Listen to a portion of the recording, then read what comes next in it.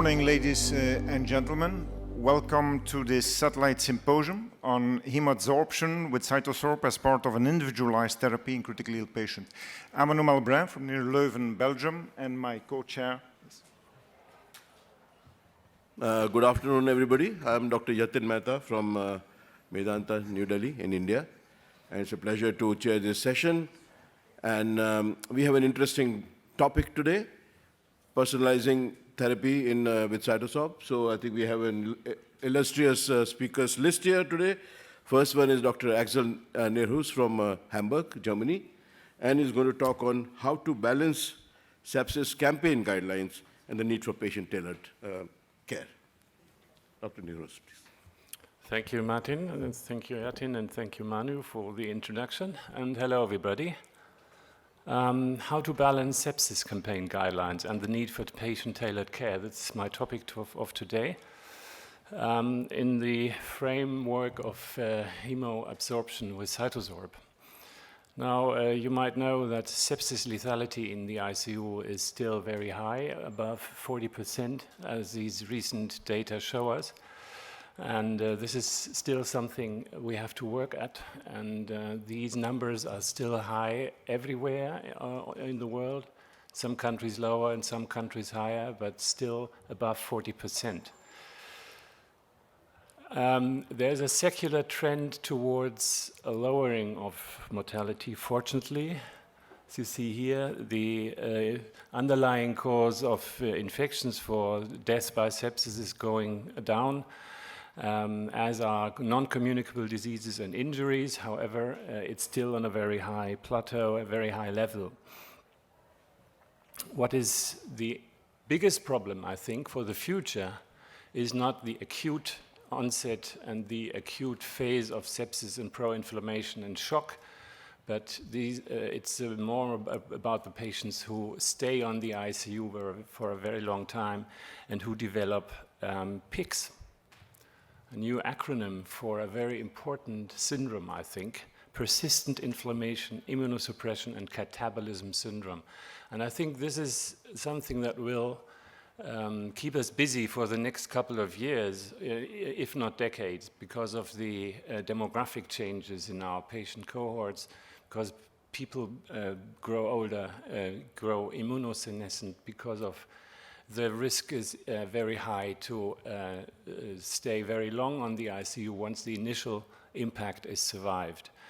And so we will deal with persistent critical illness in the future, I think, and this is something we still don't know very much about, and we have to really go into the immunological and microbiological basics to understand this. Now, as you know, the progress we made in intensive care is somewhat limited. Even though there were very promising therapies in phase 2 trials, most of them failed to prove clinical significant mitigation of outcome. As you all know, this is a list of, not complete list of all the promising therapies we had, but also of the failures we experienced. However, what we are doing on the ICU is sometimes not to the benefit of the patient, if you want or not.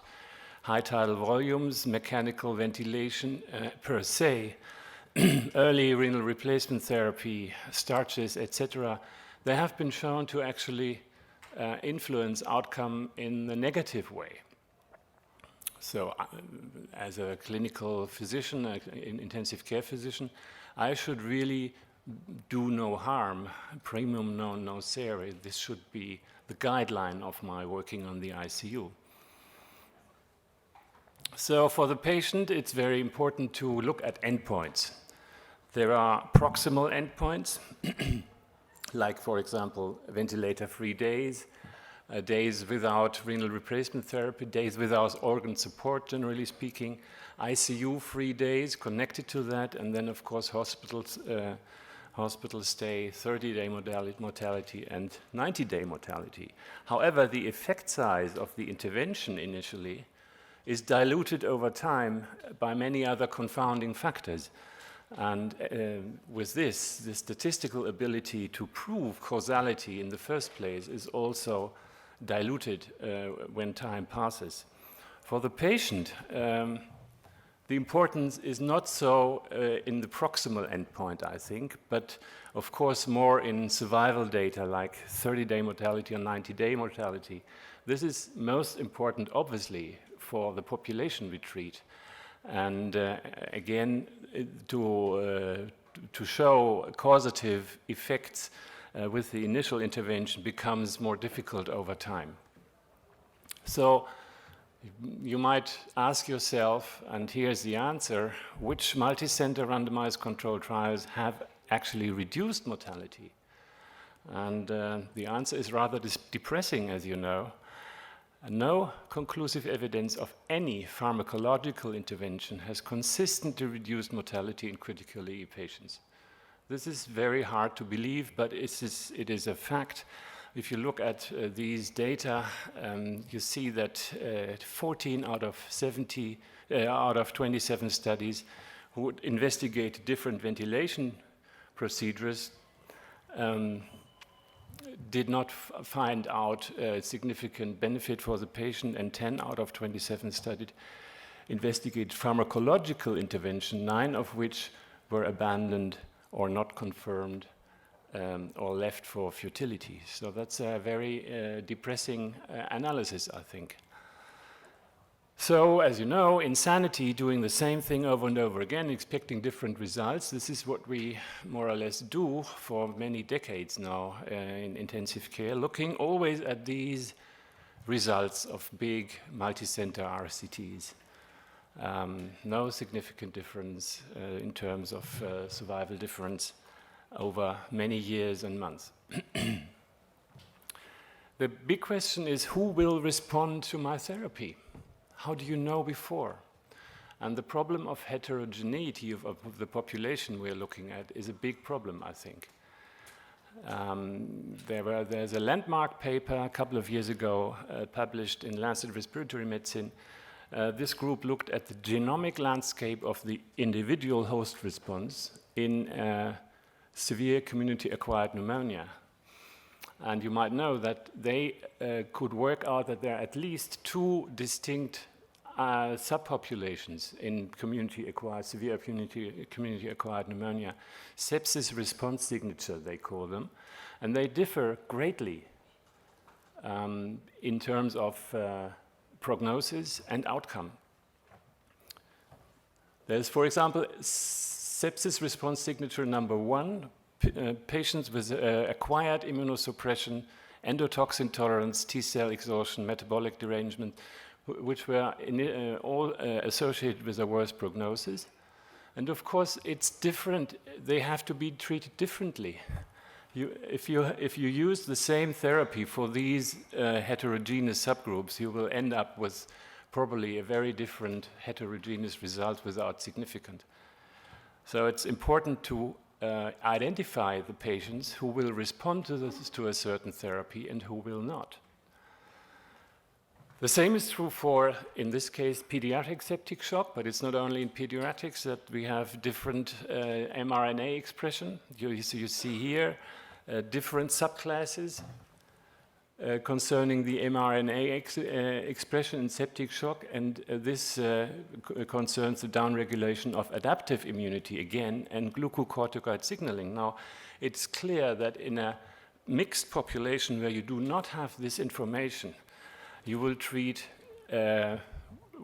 like one size fits all, and you will miss patients who don't need the intervention, for example, steroids, and you will overtreat patients and you will undertreat patients who will need steroids, for example. So the outcome, again, is obtunded and flawed. Now, to better address this question, we can be a little bit smarter when designing our trials, because the classical RCT is a kind of binary outcome study, either yes or no. However, I think we have to move towards a more granular analysis and more specified questions before. So this is why adaptive enrichment design trials have been promoted for some time, and we have now entered the do phase, so to say. We are actually doing these trials, where we look at subgroups and later, during the trial, are able to enrich the final population with responding patients, so that the signal-to-noise ratio becomes much better than before. And of course, the pitfalls we have in designing trials and looking at the results are as follows. Sepsis mortality decreases over time, which may lead to underpowering of RCTs. It is unlikely that mortality as a whole will change, and of course patients die for numerous reasons, and many deaths are unrelated to the intervention tested. We keep the patients alive, looking at only at survival at 28 days or 30 days or even 60 days with our intensive care measures. And sometimes the intervention simply occurs too late to significantly affect outcome. And early intervention is generally considered important, but is often impossible in the context of RCT, especially in multi-center RCTs. So, and of course, many diseases are too rare to study. A critical care population in itself is rather a rare population. So this gives us big problems. Looking at the guidelines that had been published a couple of years ago, there is, of course, the importance of having current international guidelines, no point around it. However, to actually apply guidelines at the bedside is sometimes hard, especially for an experienced clinician. And as David Sackett stated, evidence-based medicine is not cookbook medicine. And external clinical evidence can inform, but never replace individual clinical expertise. That's a very important point to keep in mind when trying to actually relate or translate guidelines at the bedside into clinical practice. Jean-Louis Vincent and Mervyn Singer and many other very prominent ICU physicians have made a point of informing us much deeper concerning the actual practice at the bedside when looking at the guidelines. I won't read through all this, but if you want, you can easily access this paper and get an idea of how we should actually manage international guidelines at the bedside. Coming back to CytoSorb and Hemoadsorption, I just want to tell you that we just finished a monocenter, single-center RCT looking at severely ill COVID patients. And we made sure, in the sense what I said before, that the patients actually were highly inflamed with an IL-6 level of above 500. This is very important because, as I said, identifying the right patients for the right intervention in a biological, plausible context is, I think, the prerequisite for a successful trial. This is the paper is currently under revision. I can tell you only this, that we did observe some benefit in the early days during intervention, that the patients who were treated with adsorption tended to have a survival benefit in the first couple of days, which was lost during follow-up. However, this trial was not powered for mortality, much too few patients. The next project we are currently working at is the ACIS trial, adjuvant therapy with CytoSorb in refractory septic shock. Again, highly selected patients who have an IL-6 above 1,000 in septic shock with running CRRT, who have infections other than pneumonia and urinary tract infections, and the primary endpoint will be or is the reduction of vasopressor-free dose. This trial is currently recruiting, and we have managed to include 15 patients so far. The next project, which has also started as a multi-center trial, is PROCESS. Again, IL-6 should be above 1,000, and this will be a prospective randomized multi-center study to look at patients with vasoplegic shock again. And these patients will have infections both not only in the both in the abdominal and the other cavities, so to say. These are the secondary endpoints. This is the primary endpoint, percentage again, change in administered noradrenaline, and a couple of secondary endpoints we will be looking at. This trial is currently recruiting. So to come to an end now, it's, I think, very important to choose the right intervention at the right time for the right patients. And this is easily said and much easier said than done, I can tell you, not only in the framework of clinical trials, but of course also at the bedside. Thank you very much. Thank you, Professor Nierhaus. Excellent presentation and beginning of the session. So CytoSorb therapy use also can be and should be individualized, in my opinion, because only one particular lab level or one clinical parameter is not going to determine whether you need to use it or not. So since there are no questions on this, I think we can open it to the audience, or you have any? Yes, of course. If there is any question from the audience, please. But we must also watch the time.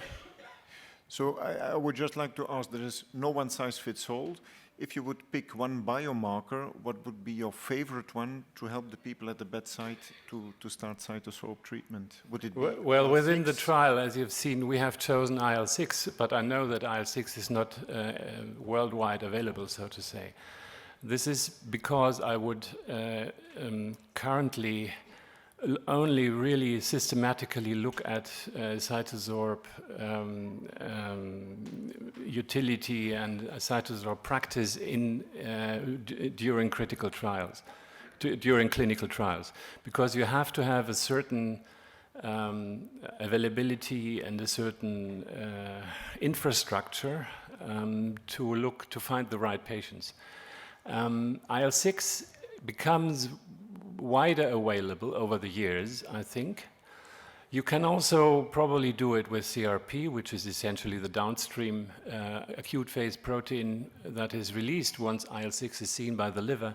But again, the CRP is less time sensitive and more subject to other influences than IL-6 is. So I would actually recommend IL-6 together with the clinical features, as Yatin said. There's no point in just looking at the IL-6 and the patient is wide awake and reading a newspaper and putting him on CytoSorb. This patient has to be in irreversible shock. Enough fluids should be given, there should be no adrenaline running, the lactate should be high, etc. So it's a very sick patient population we will be looking at. And thanks to the COVID-19 pandemic, we have IL-6 available. Every hospital, even in the developing countries, every hospital has IL-6. So I think that makes sense to use it. That's true. Yeah. For time's sake, we have to move on. Thanks, Axel, for this excellent presentation. So it's my pleasure to introduce the next speaker, which is Dr. Gabriella Bottari from Rome in Italy, and she will tell us about the use of CytoSorb in different pediatric indications. Thank you for the kind introduction. Critical ill children are more exposed to develop complications when we decide to treat them with extracorporeal blood purification therapies. There are many key points that authors suggest to follow when clinicians decide to start this type of therapies. Of course, discuss each one of these points is beyond the aim of this talk, but I would like to take your attention on one point, that is the safety extracorporeal blood volume that should be close to the 10% of the blood volume of the child that you decide to treat. In the last years, many clinical cases are reported about the application of the hemoperfusion in critical ill children. The authors have described the classical clinical indication in critical ill children, for example, septic shock, liver failure, rhabdomyolysis, but are emerging also a new clinical picture with new indication. For example, the cytokine storm syndrome. Of course, in pediatric clinical case, this consideration is difficult to achieve the same result and the same level of evidence that we observed in adult population because the population are smaller. But in the last years, we have done some step ahead, and in 2019 we have published the first retrospective analysis about the application of the hemoperfusion with CytoSorb plus CKRT in critical ill children with septic shock. And we have observed in this, of course, retrospective analysis a significant reduction of the vasotropic inotropic score by 24 hours by the start of the blood purification therapy. And in those children who developed a myocardial dysfunction associated to sepsis, we have observed an improvement of a significant improvement of the ejection fraction during and after the treatment. This is another retrospective analysis where we have applied CytoSorb plus CKRT in critical ill children with AKI secondary to sepsis with fluid overload and acidosis. And we have observed a significant reduction of IL-6 and IL-10 associated to an improvement of the renal function measured with the urinary output and the common biomarkers of renal function. And the result on the renal function were observed also after the end of the treatment after BPQ discharge, and none of these patients need chronic dialysis. This is another important result that we have achieved in 2019 about the first application of the hemoperfusion with CytoSorb in association to CKRT in a critical ill child who developed the cytokine release syndrome after infusion of CAR T cell. We know here cytokine release syndrome is a new emerging syndrome that is associated with this new advanced immunotherapy in hemato-oncology, and we can observe this potential fatal clinical picture after CAR T cell, but also after some types of monoclonal antibodies. And in this case report that we have published, we have observed an acute respiratory distress syndrome 5 days after the infusion of CAR T cell for a refractory B leukemia in a young boy of 14 years old.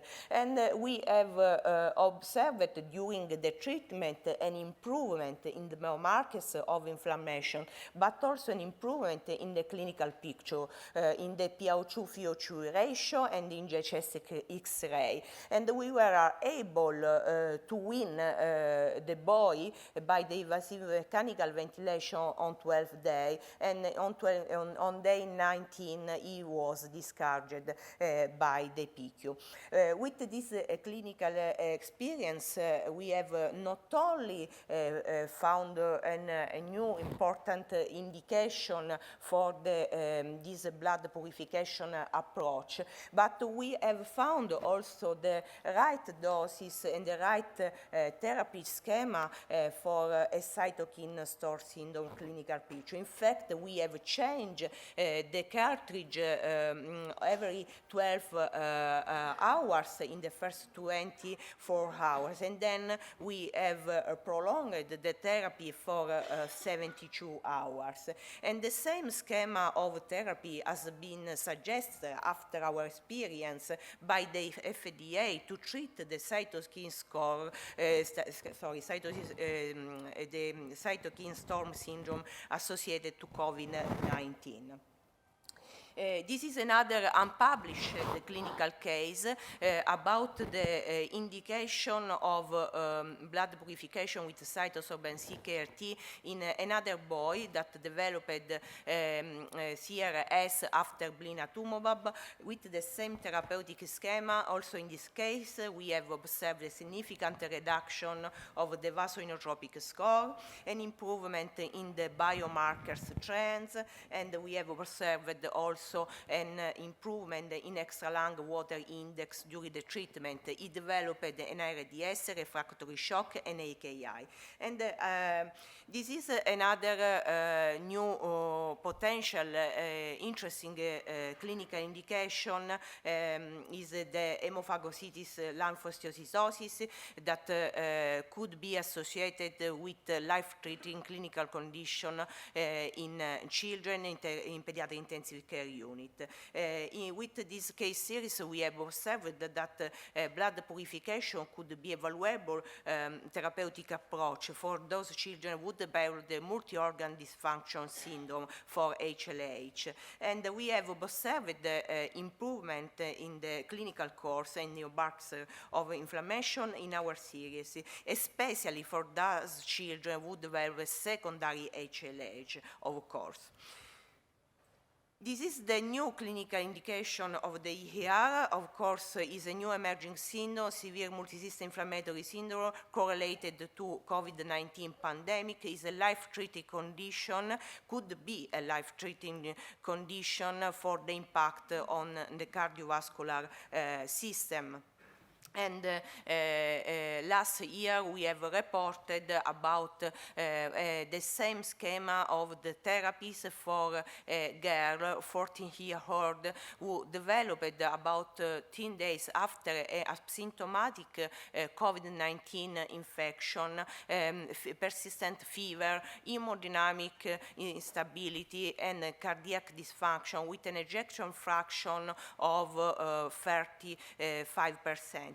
After she received the standard therapy, she did not improve, and for an increasing hyperlactatemia, we decided to approach the clinical case with a blood purification approach. And we have observed significant improvement in the hemodynamic stabilization with a stop of adrenaline support at the day at the day 2, and with an improvement in biomarkers of cardiac damage, proBNP and troponin.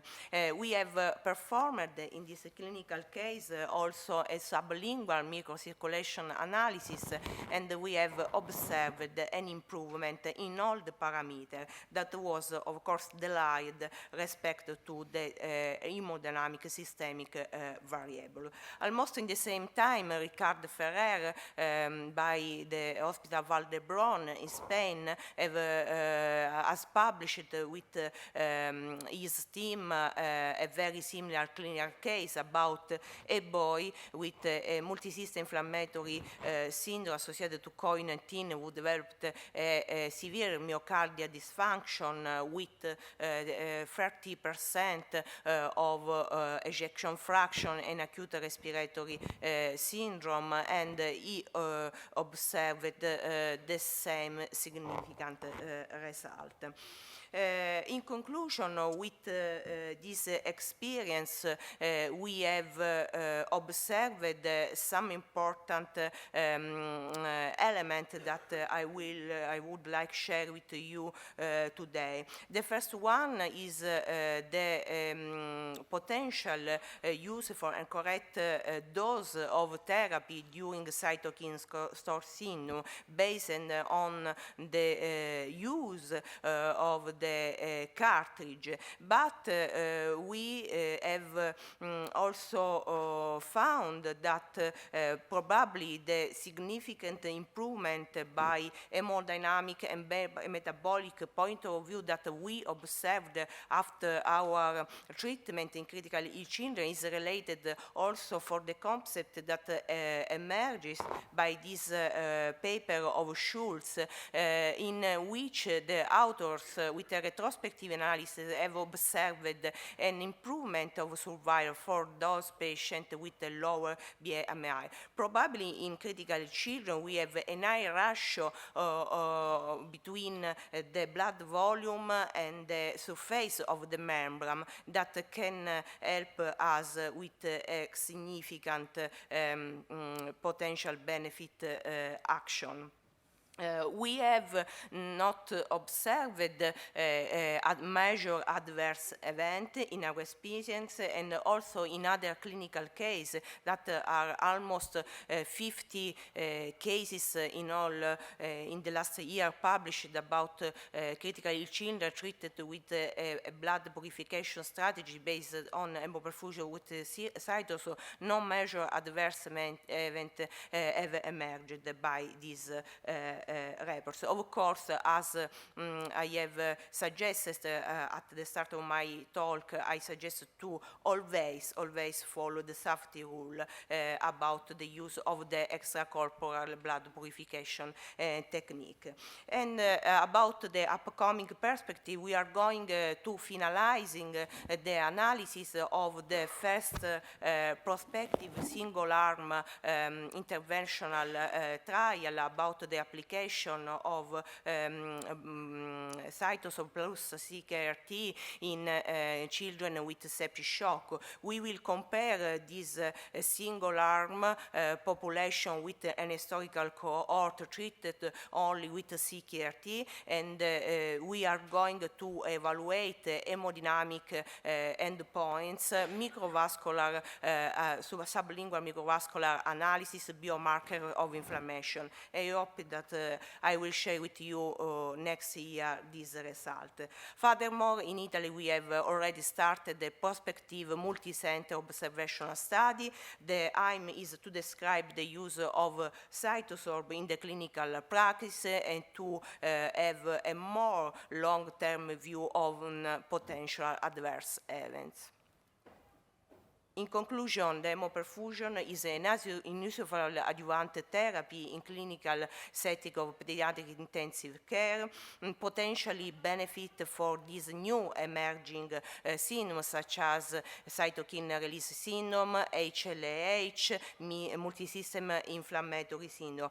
In this moment, no major adverse events are reported. The safety rule should be always followed, and we are waiting to start also with international multi-center collaboration to achieve more results.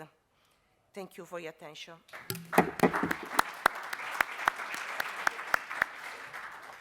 Thank you, Bottari, for this excellent presentation. It's open for questions. No, just checking there. Just to make sure for the audience, so it's a standard cartridge that you use.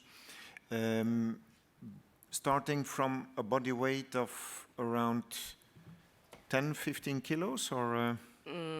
Yeah, in our clinical practice, of course, is a protocol of our hospital that we have decided.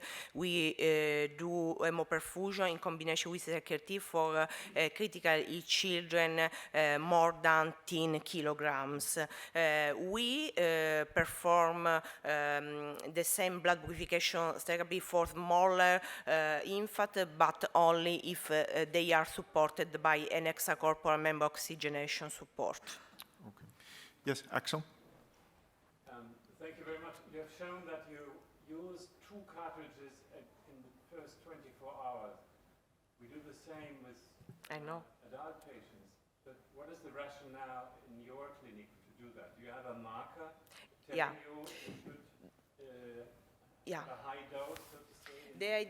The idea born by a clinical experience of rhabdomyolysis, where I have observed some years ago that if I change the cartridge more often, the myoglobin go down faster.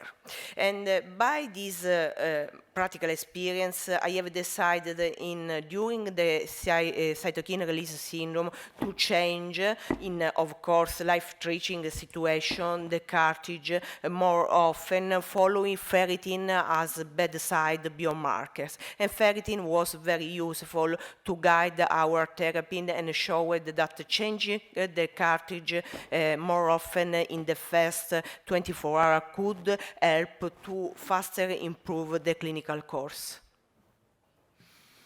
Thank you. Any questions from the audience?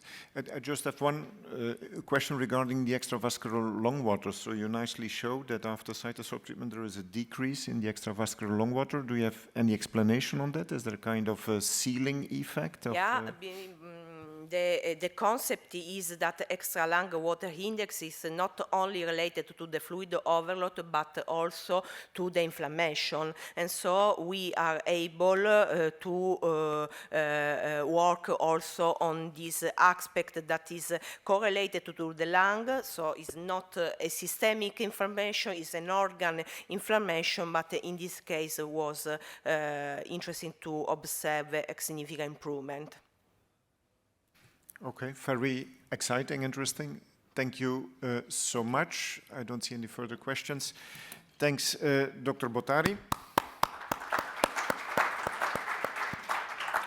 So it's my pleasure to introduce, first I have to apologize my co-chair, which had to leave because of catching a plane to fly back to India. So it's my pleasure to introduce the last speaker, Dr. Dietmar from Innsbruck, Austria, who will tell us about the use of hemoadsorption in severe rhabdomyolysis and for prevention of DOAC-associated bleeding complications. Dietmar. Thank you very much for invitation and for that kind introduction. Yes, my name is Dietmar Fries. I'm head of the trauma ICU at the Medical University in Innsbruck. This is a photograph from a helicopter. You see our university hospital is in the middle of the town. And yes, and that do we talk about rhabdomyolysis. And when you work on an ICU with a high category, I think rhabdomyolysis is some kind of phenomenon you're faced of regularly.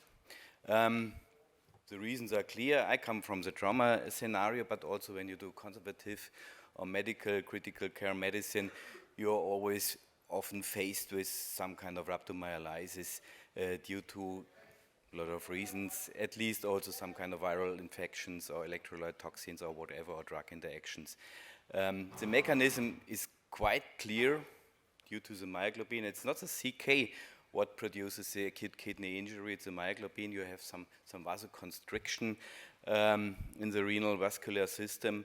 You have tubular obstructions. The myoglobin directly has some kind of nephrotoxicity.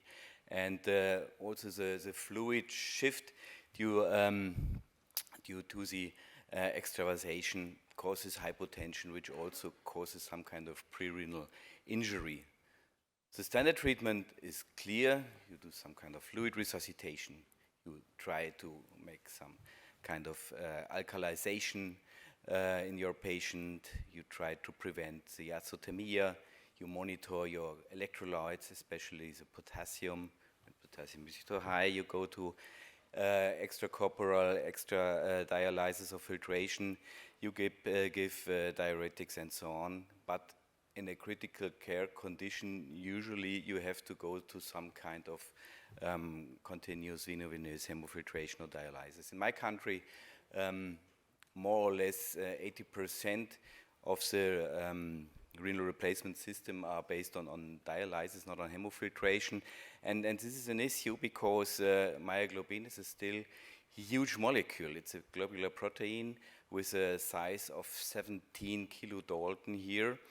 And so as you can see here on that slide, dialysis is not that very effective here to get myoglobin out of the body here. Hemoabsorption using the CytoSorb system is effective, and here is one patient. He had some kind of compartment syndrome following some seizures and intoxication and whatever.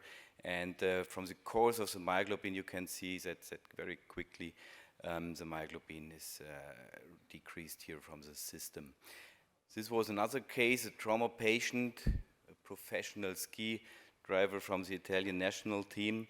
He had a thigh injury here. He was operated for several hours in a hospital, in a smaller hospital, and came with more than 30,000 myoglobin to our ICU for continuous hemofiltration here.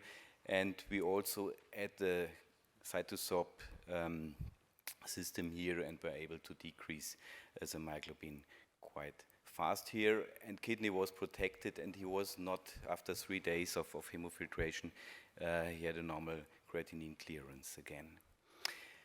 These are some cases where more than 50 cases, case serial was CK, and myoglobin was monitored in patients who were treated with CytoSorb, who all had a rhabdomyolysis, and those patients where the process of rhabdomyolysis was stopped, where CK didn't increase anymore, here CytoSorb also was very effective in decreasing myoglobin. In those where the process were not stopped, also the CytoSorb system didn't work effectively here. And here we have also several other single cases here. 3 of them were almost also children with an age of above 4 years here, who had several indications here, like influenza, trauma, crush injury, multi-organ failure, and so on and so on. And also these single cases here were shown that CytoSorb hemoadsorption was effective here in reducing myoglobin. There is also an indication or registration for that by the European Community for myoglobin absorption. So we are not talking something strange here. And the next issue I want to discuss is anticoagulant reversal. Anticoagulant reversal is an issue also. I think everybody is faced on here. DOACs are not anymore NOACs.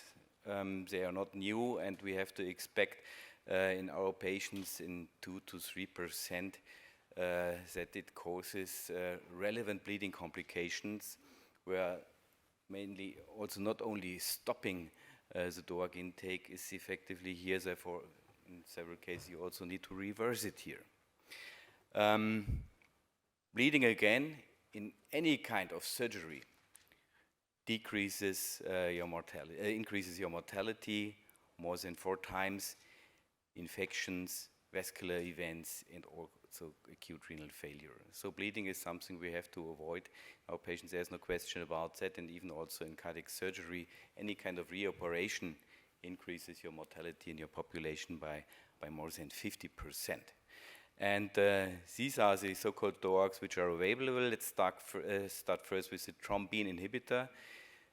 Available is dabigatran, or on the ICU also agatoban, but I also want to talk here only about dabigatran. First we have to monitor it, and with the standard coagulation test you cannot monitor it. You have to do at least a thrombin time, or what is much more favorable is the diluted thrombin time here, which is also working for agatoban here. I think in the next future we will have also point-of-care devices available based on the ECARIN time, for example, where you can find out if your patient is on significant dosages on a direct thrombin inhibitor. It is also recommended by the trauma guidelines to monitor that here. And if you don't have any high sophisticated lab analysis available in a reasonable time frame, you can also use that DOAC dipstick here, which tells you that the patient is on a thrombin inhibitor or on an anti-10A inhibitor, and it also checks your kidney function to rule out an overdosage here. So if your patient is bleeding due to dabigatran, here in that case we can use it either rituximab. You take 2 bottles, at least 2 times 2.5 gram, and it is quite effective here. However, hemoadsorption with the CytoSorb system also works here for that indication, but more favorable, I think, is idarucizumab, which is quite fast here. Different situation for anti-10A inhibitors. Rivaroxaban, apixaban, edoxaban we have available. Again, also, you should have available an anti-10A testing, which makes it life quite easier. And I think everybody on you is aware on the andexanet alpha. A bolus administration is not sufficient, as shown in the first studies here. The drug effect comes back very quick again after bolus administration. However, when you want to use andexanet alpha in a regular way, you have also give some kind of infusion for several hours here to maintain the effect of that 10A inhibition here. The problem is, first, besides the short half-life time and the continuous infusion, which is necessary, that it is very expensive. We talk about total sums of more than 20,000 euro here for one patient. And the next issue is that you cannot monitor your coagulation anymore. And the third question is how to anticoagulate the patient later on if you have used that drug. I personally, we used it in our hospital 1 time, and the patient had an vascular occlusion and arterial vascular occlusion after that, and therefore we didn't use it anymore. You can use PCC concentrate, which is, from the data we have actually until now, as effective as andexanet alpha, and also from the side effects, we have no signs that it produces more thromboembolic complications. However, when we talk about 4-factor PCC, we have 4 or 5 products available, and they are only standardized for factor 9 and not for factor 2 here. So it's quite hard to give some kind of dosage recommendation here, which is valuable for all available things here. For 10A inhibitors, we know from experimental trials and also from clinical data that Rivaroxaban is effectively decreased here by CytoSorb, but not on the Rivaroxaban, also edoxaban and also the apixaban. So all 3 anti-10A inhibitors, which our patients are confronted with, can be effectively reduced here by CytoSorb absorption. Let's talk about Ticagrelor. I know it from several years, and when we started to see that drug, especially in the cardiovascular setting, we started also to give some kind of plasma exchange during bypass to get rid of that drug. We lost a few patients in the very early phase when it was used by bleeding and exsanguination.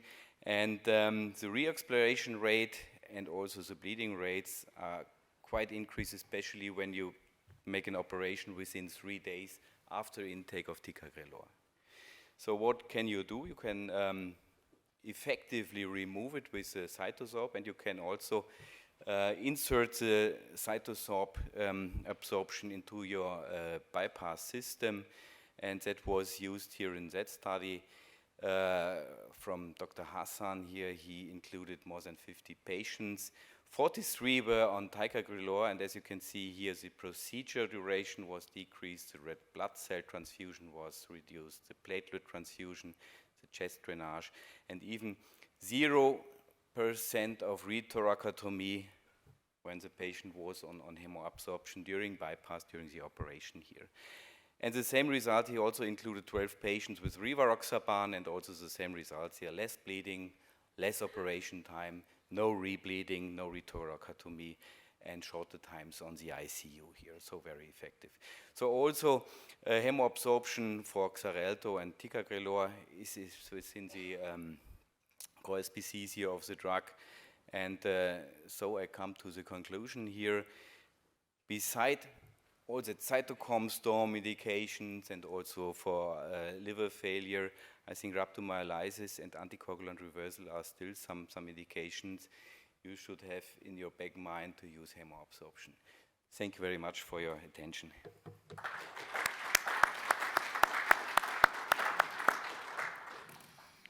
Thank you so much, Dietmar, for this interesting presentation. I have a question regarding the saturation of the cartridge. If you have very high CK levels over 30,000, how do you know when the cartridge is saturated? Can you see it visually? Do you need to replace it Can you give some advice on that? Well, when the levels are quite high, when we talk about levels of above 15,000, we go also for the 12 hours. But this is, to my mind, we don't have really clear data for that, but this is how we do it. And for the DOACs, is just one single session enough? How long do you need to put the cartridge? Time is quite short. From the studies, from the experimental trials, it was less than 60 minutes. Is there a relation? So in rhabdomyolysis, you want to prevent tubular necrosis, AKI. Yes. Has it an impact on kidney function, recovery, or prevention of AKI? Well, the young sportsman I have shown you, he had a nearly normal kidney function after he left us. And I think this is the hypothesis and this is the idea. We don't want dialysis patient in the future. We want to recover and to maintain kidney function. And everybody knows myoglobin is toxic. The cutoff level for myoglobin to produce toxicity is 4,000, and we sometimes see patients with more than 15,000. I had one slide, I removed that slide because for time issues, where they have done experiments on rats. They produced rhabdomyolysis in an animal trial here, and the kidneys after rhabdomyolysis were black. They were completely necrotic after that. And this, I think, we should avoid in our patients. Yes, I see a question. Is there a microphone or a running microphone? Because otherwise the people following the live stream will not be able to hear the question, or you can, I will repeat.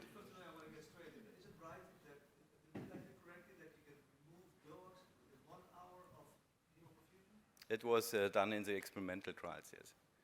From huge trials, we don't have quite controlled results here. So I repeat the question. The question was whether we can remove. I would strongly remove. recommend you also to monitor that.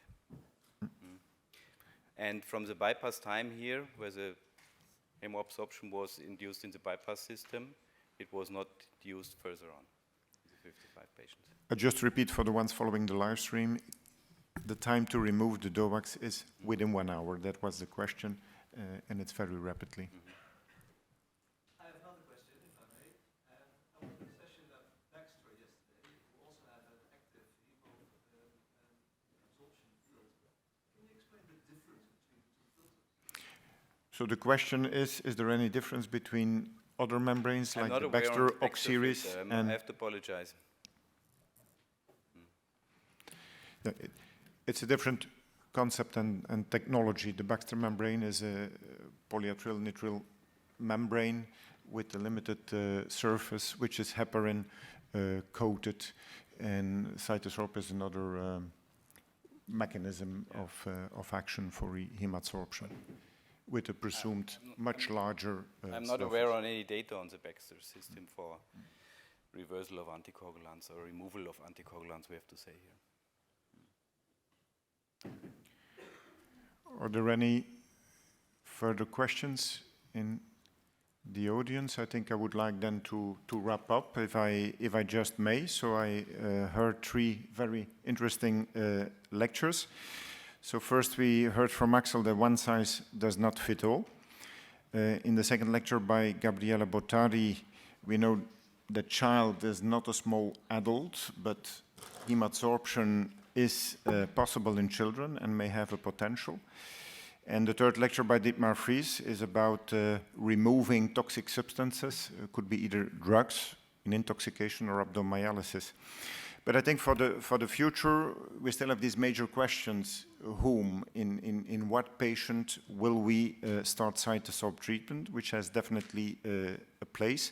So we need some biomarkers or a cytoscore or interleukin-6 or procalcitonin. This is what I remember. When to start, I think as soon as possible, but you also have the natural course of your disease, and your patient may be at the tipping point of getting better with your treatment or getting worse. So this is still puzzling when exactly to start, because not too early. You don't want to spoil an expensive treatment if the patient does not need it. For how long? I think we heard 2-3 days. You start with 1 cartridge.